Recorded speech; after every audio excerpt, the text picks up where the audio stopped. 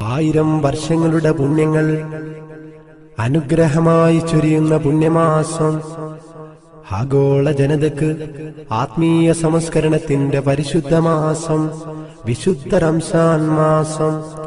ത്യാഗത്തിന്റെയും സഹനത്തിന്റെയും പാതയിൽ ലോക മുസ്ലിങ്ങൾ അല്ലാഹുവിനെ സ്തുതിക്കുകയാണ്.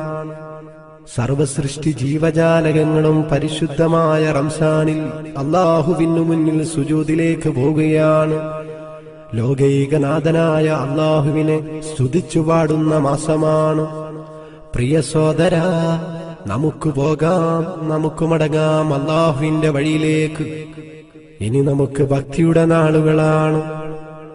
ഇനി ദിക്റുകളും സലാത്തുകളും കൊണ്ട് നിറയുന്ന മാസമാണ് പരിശുദ്ധ റംസാൻ മാസം.